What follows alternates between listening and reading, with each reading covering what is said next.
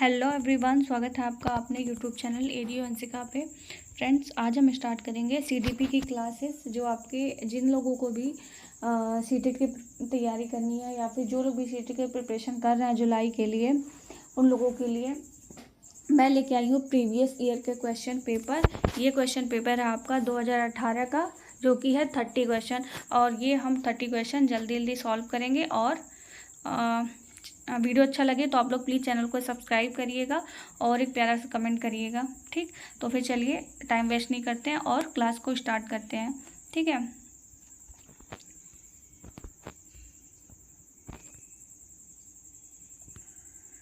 निम्नलिखित प्रश्नों के उत्तर देने के लिए सही एवं सबसे उपयुक्त विकल्प चुनिए। पहला क्वेश्चन है आपका, आनुवांशिकता और पर्यावरण की भूमिका के बारे में निम्नलिखित में से कौन सा कथन सत्य है। पहला ऑप्शन है आपका, विकास के कुछ पहलू आनुवांशिकता और कुछ अन्य पर्यावरण से अधिक प्रभावित होते हैं। सेकंड ऑप्शन है आपका, सीखने और प्रदर्शन करने की एक बच्चे की क्षमता जीनों द्वारा पूरी तरह से निर्धारित की जाती है, जो कि बिल्कुल गलत है ऑप्शन आपका। थर्ड ऑप्शन है आपका, अच्छी देखभाल और पौष्टिक आहार बच्चे के किसी भी जन्मजात विकार को दूर कर सकते हैं। पर्यावरण केवल बच्चे के भाषा विकास में महत्वपूर्ण भूमिका निभाता है। क्या होगा इसका सही आंसर, ये बताइए। अब क्वेश्चन कहना क्या चाह रहा है, आनुवांशिकता और पर्यावरण की भूमिका के बारे में निम्नलिखित में कौन सा कथन सत्य है। यानी कि एक बच्चे के विकास में आपका जो है आनुवांशिकता और पर्यावरण की क्या भूमिका होती है, इसके बारे में बताना है। पहला ऑप्शन क्या कह रहा है, विकास के कुछ पहलू आनुवांशिकता और कुछ अन्य पर्यावरण से अधिक प्रभावित होते हैं। मतलब जो बच्चे का विकास होता है उसका कुछ पहलू आनुवांशिकता से प्रभावित होता है और तथा अन्य जो है पर्यावरण से प्रभावित होता है। तो ये सही होगा। या फिर सेकंड ऑप्शन हम चेक करते हैं, सीखने और प्रदर्शन करने की एक बच्चे की क्षमता जीनों द्वारा पूरी तरह से निर्धारित की जाती है। सेकंड ऑप्शन ये कह रहा है, सीखने और प्रदर्शन करने के लिए एक जो बच्चा होता है उसकी जो है क्षमता एनवायरनमेंट से कुछ नहीं होता है। टोटल जो है ऑप्शन के अनुसार कह रहे हैं कि टोटल जो है जीन्स पे निर्धारित करती है। ठीक, ये ऑप्शन बिल्कुल आपका गलत है। और क्या लिखा है थर्ड ऑप्शन, अच्छी देखभाल और पौष्टिक आहार बच्चे के किसी भी जन्मजात विकार को दूर कर सकते हैं, ये बिल्कुल गलत है। ठीक है, ये ऑप्शन अभी आपका गलत है। फोर्थ ऑप्शन आपका, पर्यावरण केवल बच्चे के भाषा विकास में महत्वपूर्ण भूमिका निभाता है, तो ये ऑप्शन भी आपका गलत है। क्योंकि जिस ऑप्शन में आप लोगों को केवल ऐसा मतलब दिखे वो ऑप्शन आपका गलत होता है। ठीक है, पर्यावरण ही नहीं जीन्स का भी योगदान होता है, बट 100% हम नहीं कह सकते और ना ही कह सकते 100% एनवायरनमेंट का। ठीक है, तो इसका सही आंसर क्या होगा, आपका सही आंसर होगा ऑप्शन ए। इसका सही आंसर क्या होगा आपका, ऑप्शन ए।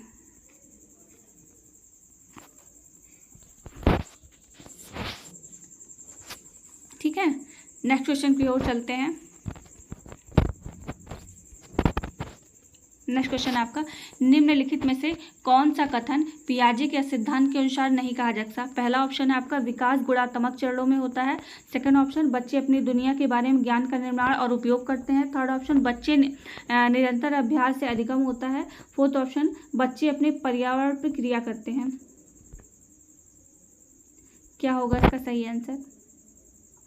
ये जो पियाजे की जो थ्योरी है उसमें उन्होंने चौट दिया है ना, संवेदीगामक अवस्था, मूर्त संक्रियात्मक अवस्था, औपचारिक संक्रियात्मक अवस्था, उसमें से उन्होंने अपनी थ्योरी में क्या कहा है, विकास गुणात्मक चरणों में होता है, बच्चे अपनी दुनिया के बारे में ज्ञान का निर्माण और उपयोग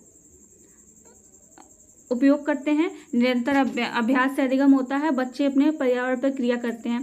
तो इसका सही आंसर क्या होगा, इसका सही आंसर होगा ऑप्शन थर्ड। क्या होगा, ऑप्शन थर्ड, निरंतर अभ्यास से अधिगम होता है, ये इन्होंने नहीं कहा है। ठीक है, न इनके अनुसार नहीं कहा जा सकता है। ठीक, इनके अनुसार है विकास जो है गुणात्मक चरणों में होता है, बच्चे अपने दुनिया के बारे में ज्ञान का निर्माण और उपयोग करते हैं, बच्चे अपने पर्यावरण पर क्रिया करते हैं। ठीक, इसका ऑप्शन क्या होगा, ऑप्शन थर्ड। नेक्स्ट क्वेश्चन पे जाते हैं, निम्नलिखित में से कौन सी पूर्व संक्रियात्मक विचार की एक सीमा नहीं है। पहला ऑप्शन है आपका, ध्यान केंद्रित करने की प्रवृत्ति। सेकंड ऑप्शन है प्रतीकात्मक विचार का विकास, थर्ड है आपका अहम्यता और चौथा है अनुत्क्रमणिकता। क्या होगा इसका सही आंसर? जो इन्होंने दिया है पहला आपका संवेदीकात्मक अवस्था है, सेकंड ऑप्शन पूर्ण संक्रियात्मक, थर्ड है आपका मोट संक्रियात्मक अवस्था और फोर्थ है आपका औपचारिक। तो बताइए इसमें से क्या इसकी नहीं है सीमा?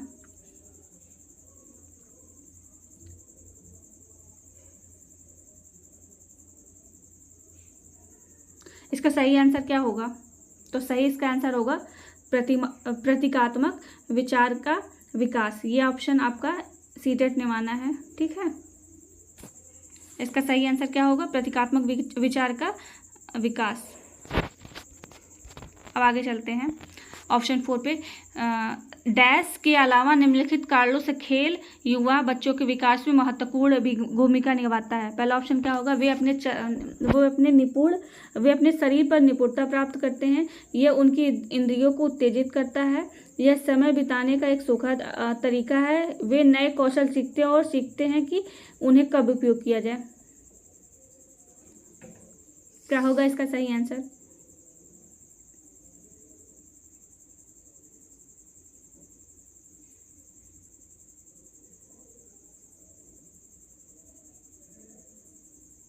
इसका सही आंसर होगा आपका ऑप्शन सी, ये समय बिताने का सुखद तरीका है। ऐसा एनसीईआरटी ने माना है, ये मेरा नहीं है, ठीक है।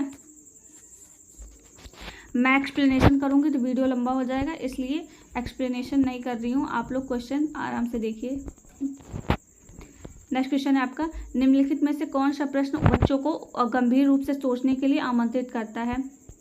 पहला ऑप्शन है आपका, क्या आप इसका उत्तर जानते हैं? सेकंड ऑप्शन है सही जवाब क्या है? क्या आप इस तरह की स्थिति के बारे में जान सकते हैं? विभिन्न तरीकों से हम इसे कैसे सॉल्व कर सकते हैं? ये क्वेश्चन है आपका अपसारी चिंतन का। बताइए इसका क्या सही आंसर होगा? निम्नलिखित में से कौन सा प्रश्न बच्चों को गंभीर रूप से सोचने के लिए आमंत्रित करता है? इसका सही आंसर होगा आपका विभिन्न तरीकों से, ठीक है। विभिन्न तरीकों से हम इसे हल कर सकते हैं। जब बच्चा आउट ऑफ बॉक्स सोचता है तो ये चिंतन होता है, ठीक है। नेक्स्ट क्वेश्चन है आपका, निम्नलिखित में से कौन सा विकल्प प्रगतिशील शिक्षा का सबसे अच्छा वर्णन है? ठीक है। पहला ऑप्शन है आपका करके सीखना, परियोजना विधि, सहयोग से सीखना, थीमेटिक। सेकंड ऑप्शन है थीमेटिक इकाइयाँ, नियमित इकाई परीक्षण, थर्ड रैंकिंग और थर्ड है व्यक्तिगत अधिगम, समूह क्षमता बनाना और छात्रों की लेबलिंग। फोर्थ ऑप्शन आपका परियोजना विधि, क्षमता समूह बनाना और रैंकिंग। क्या होगा इसका सही आंसर?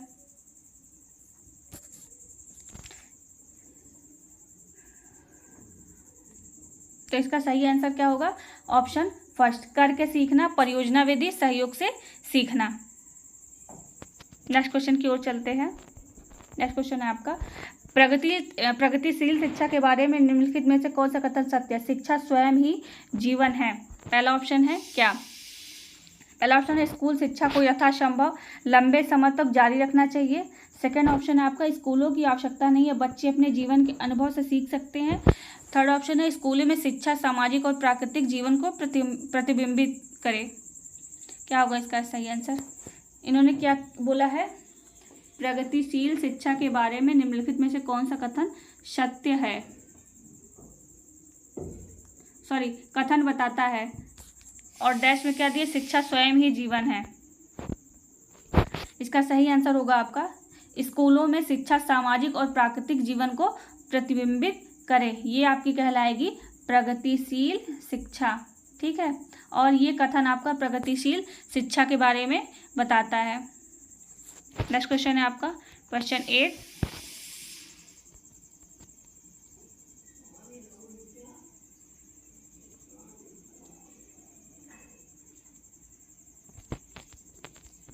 क्वेश्चन 8 है कोहलबर्ग के सिद्धांत से संबंधित।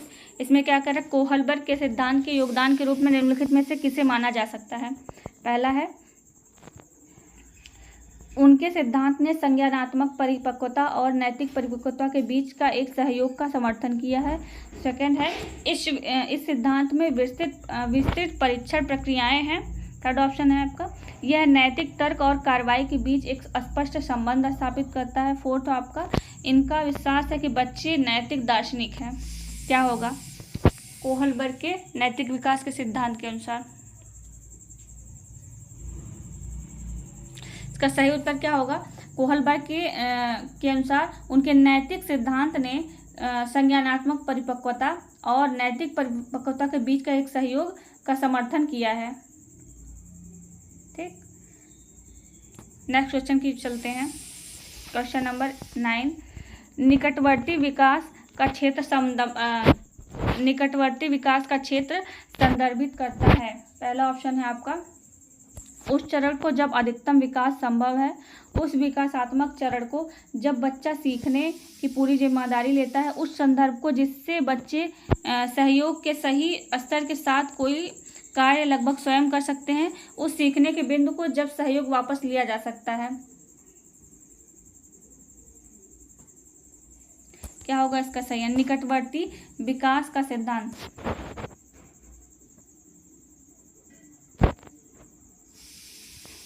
इसका सही, ये आपका एमको आपने पढ़ा होगा, एमको या फिर ZPD ऐसा कुछ है, जोन ऑफ प्रॉक्सिमल डेवलपमेंट। इसका सही आंसर क्या होगा आपका?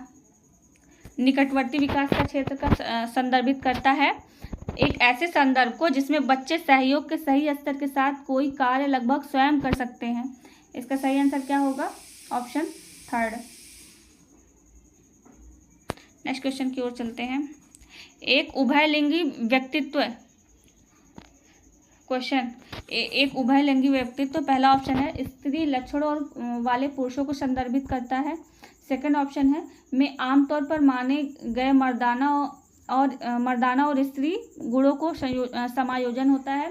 थर्ड है में दृढ़ अहंकारी होने की आदत है, समाज में प्रचलित रूढ़िवादी लिंग भूमिकाओं का पालन करता है। क्या होगा इसका सही आंसर?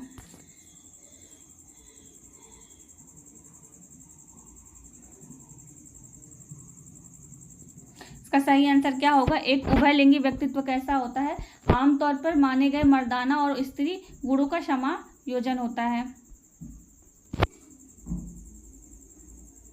सही आंसर ऑप्शन 2। नेक्स्ट क्वेश्चन, बच्चे स्पेस को छोड़कर अन्य सभी के द्वारा लिंग भूमिकाएं ग्रहण करते हैं। मीडिया, समाजीकरण, संस्कृति, ट्यूशन।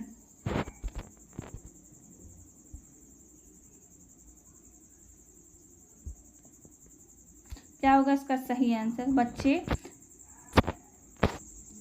स्पेस को छोड़कर अन्य सभी के द्वारा लिंग भूमिकाएं ग्रहण करते हैं। सही ऑप्शन आपका ट्यूशन में जो है ये नहीं देखा जाता, ठीक है, बाकी और जगह हर देखा जाता है। नेक्स्ट क्वेश्चन है आपका क्वेश्चन नंबर 12।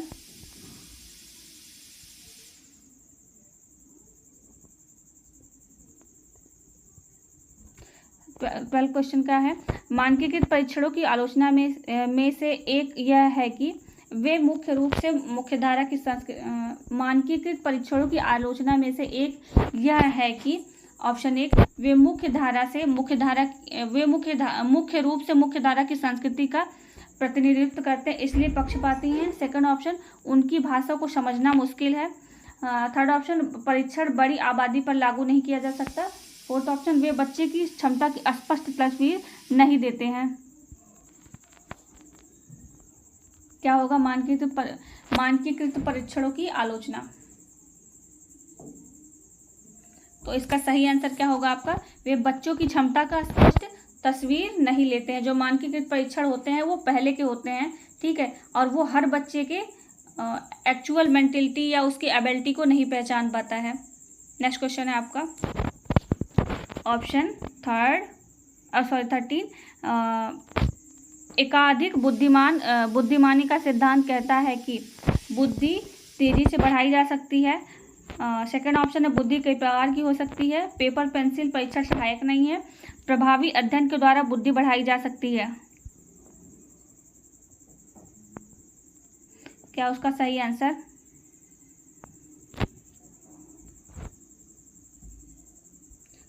ऑप्शन सही होगा सेकेंड, बुद्धि कई प्रकार की होती है। ठीक है, क्या कह रहा है? एकाधिक बुद्धिमानी का सिद्धांत कहता है कि बुद्धि क्या होती है? कई प्रकार की होती हैं।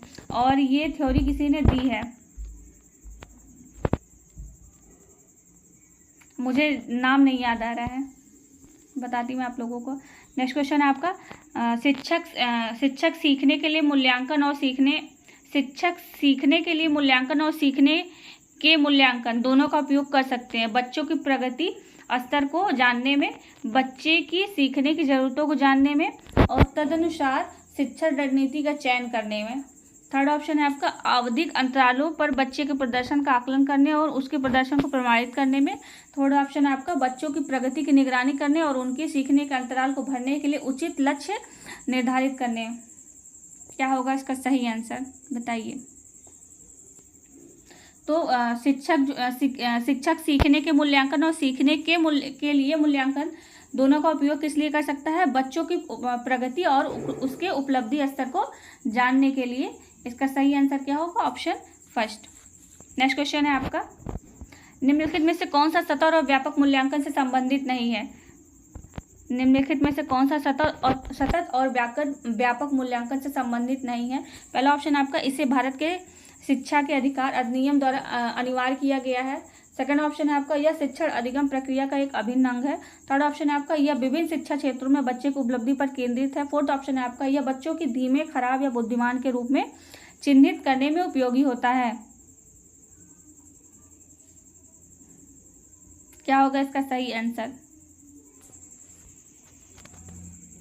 क्या क्वेश्चन बोल रहा है? निम्नलिखित में से कौन सा सतत और व्यापक मूल्यांकन से संबंधित नहीं है? इसे भारत के शिक्षा के अधिकार अधिनियम द्वारा अनिवार्य किया गया है। नहीं। सेकंड ऑप्शन है आपका, यह शिक्षण अधिगम प्रक्रिया का एक अभिन्न अंग है। यह विभिन्न शिक्षा क्षेत्रों में बच्चे की उपलब्धि पर केंद्रित है। यह बच्चे को धीमे, खराब या बुद्धिमान के रूप में चिन्हित करने में उपयोगी है। यही इसका सही आंसर होगा कि यह नहीं है, संबंधित इससे नहीं है। ठीक है, क्या कह रहा है? संबंधित नहीं है। और मैं ये ध्यान नहीं दे रही थी। जब आप लोग पेपर करने जाते हैं, जिस क्वेश्चन में कहता है नहीं, उसको ऐसे अंडरलाइन कर लिया करिए, क्योंकि इसकी वजह से बहुत क्वेश्चन गलत होते हैं। बाकी ये 3 संबंधित हैं और ये चौथा संबंधित नहीं है। ठीक है, इसे भारत के शिक्षा अधिकार अधिनियम द्वारा अनिवार्य किया गया है। यह शिक्षण अधिगम प्रक्रिया का एक अभिन्न अंग है। यह विभिन्न शिक्षा क्षेत्रों में बच्चों को उपलब्धि पर केंद्रित है। ठीक है, इसका सही आंसर क्या होगा? सही आंसर इसका होगा, ठीक है, यह बच्चों के धीमे, खराब या बुद्धिमान के रूप में चिन्हित करता है।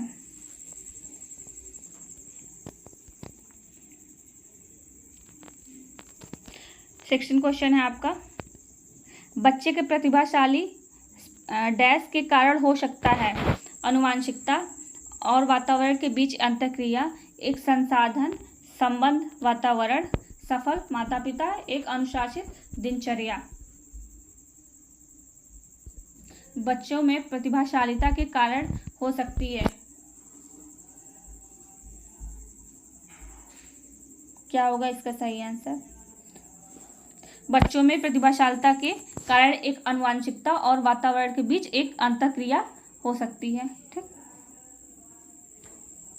नेक्स्ट क्वेश्चन है आपका 17, सामाजिक आर्थिक रूप से वंचित पृष्ठभूमि से आने वाले बच्चों को कक्षा के माहौल की आवश्यकता होती है जो, पहला ऑप्शन है, उन्हें अच्छा व्यवहार सिखाता है, उन्हें सांस्कृतिक और भाषाई ज्ञान को महत्व देता है तथा उनका उपयोग करता है। थर्ड ऑप्शन है आपका, उनकी भाषा के उपयोग को हतोत्साहित करता है ताकि वे मुख्य धारा की भाषा सीख सकें। फोर्थ ऑप्शन है आपका, बच्चे को उनकी क्षमताओं के आधार पर वर्गीकृत करता है। क्या ऑप्शन, ध्यान से देखिए और आंसर दीजिए। सामाजिक आर्थिक रूप से वंचित पृष्ठभूमि से आने वाले छात्रों को कक्षा के माहौल की आवश्यकता होती है, क्यों?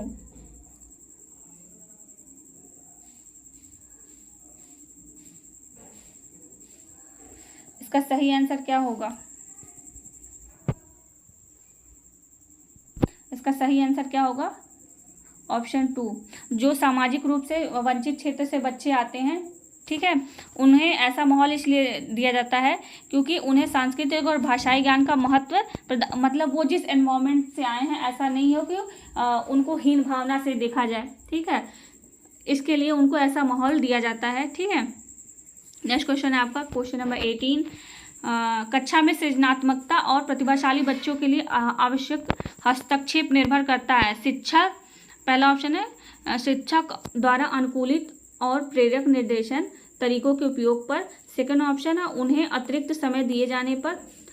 थर्ड ऑप्शन है आपका उन्हें प्रतिस्नेही होने के नाते पर। उन्हें अन्य बच्चों को पढ़ाने की जिम्मेदारी देने पर। कक्षा में सृजनात्मकता और प्रतिभाशाली बच्चों के लिए हस्तक्षेप, आवश्यक हस्तक्षेप निर्भर किस लिए करता है?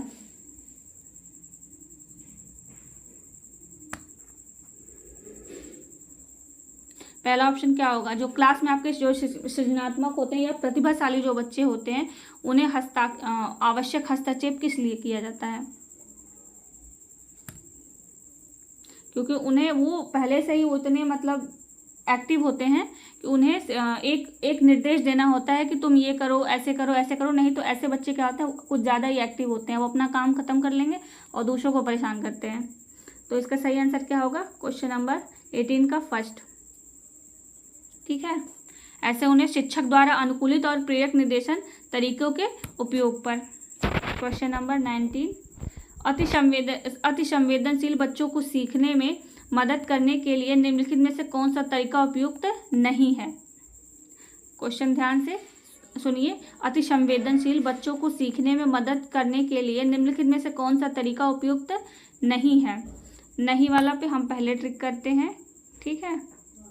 पहला ऑप्शन है एक कार्य को छोटे प्रबंधनीय खंडों में तोड़ना, अधिगम के वैकल्पिक तरीकों की पेशकश, उनके दैनिक कार्यक्रम में शारीरिक गतिविधि का समावेश। फोर्थ है बेचैन होने पर अक्सर उन्हें फटकार लगाना। इसका सही आंसर होगा मेरे हिसाब से ऑप्शन नंबर 4।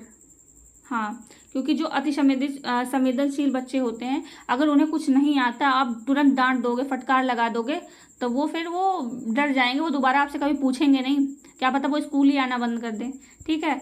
तो ऐसे बच्चों को बेचैन होने पर अक्सर उन्हें डांट फटकार नहीं लगानी चाहिए। इसमें क्या पूछा है कि क्या उपयुक्त तरीका नहीं है, तो हम इसका सही आंसर लगाएंगे ये उपयुक्त तरीका नहीं है। जो अति संवेदनशील बच्चे होते हैं उन्हें ऐसा नहीं करना चाहिए। बाकी हम ये तीनों कर सकते हैं, ठीक है, और ये तीनों सही है। नेक्स्ट क्वेश्चन है आपका क्वेश्चन नंबर 20। अलग अलग सोच वाले पैटर्न उन बच्चों की पहचान करते हैं जो विकलांग, डिसलेक्सिक है, सृजनात्मक है या प्रस्तावही है, यानी कि क्या बोलते हैं डिसेबल या फिर कोई कमी है उनके अंदर, या प्रतिभाशाली हैं, सृजनात्मक यानी कि प्रतिभाशाली हैं, प्रत्यास्थयित हैं, या डिसलेक्सिक या क्या लिखा है डिसलेक्सिक हैं। इसका सही होगा जो अलग अलग सोच वाले पैटर्न वाले उन बच्चों की पहचान करते हैं। जो ऐसे कौन से बच्चे होते हैं जो अलग अलग तरीके से सोच सकते हैं, कर सकते हैं, तो वो बच्चे होते हैं सृजनात्मक या प्रतिभाशाली, ठीक। इसका आंसर क्या होगा 20 का होगा ऑप्शन 3। नेक्स्ट क्वेश्चन है आपका निम्नलिखित में से कौन सा शिक्षक द्वारा कक्षा में बच्चों के लिए समस्या हल करने के तरीकों का वर्णन नहीं कर सकता? निम्नलिखित में से कौन सा शिक्षक द्वारा कक्षा में बच्चों के लिए समस्या हल करने के तरीकों का वर्णन नहीं कर सकता? तो हम पहले नहीं पे टिक लगाएंगे क्योंकि इसकी वजह से बहुत गलत होता है। क्या लिखा है? किसी विशेष समस्या को हल करने के बारे में अपनी विचार प्रक्रियाओं पर चर्चा करना, कुछ हल करते समय गलतियों को करने के लिए प्रति ईमानदार रहना, सोच विचार परीक्षण और विभिन्न उत्तरों जैसे शब्दावलियों को प्रयोग करना, अभिसरण उत्तरों वाले प्रश्न पूछना।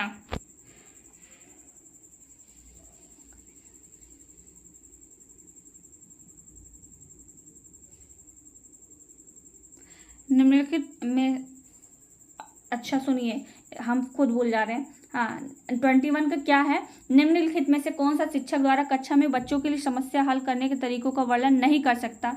तो इसमें नहीं पूछा है, ठीक है, शिक्षक द्वारा। तो इसका सही आंसर क्या होगा? ऑप्शन 4, ठीक है, 21 का 4 होगा, क्योंकि इसमें जो है किसी विशेष समस्या को हल करने के बारे में अपनी विचार प्रक्रियाओं पर चर्चा कर सकता है, ठीक। ये ऑप्शन सही है। कुछ हल करते समय गलतियों को करने के प्रति ईमानदार रहना, ये भी सही है। और थर्ड ऑप्शन आपका सोच विचार परीक्षण और विभिन्न उत्तरों जैसे शब्दावलियों का प्रयोग कर सकता है। इसका सही आंसर क्या होगा? ऑप्शन 4, ठीक है। नेक्स्ट क्वेश्चन है आपका 22। निम्नलिखित में से कौन सा एक संवेग है? संवेग है, पहला ऑप्शन है स्मृति, सेकंड है डर, थर्ड है ध्यान और फोर्थ है उत्तेजना।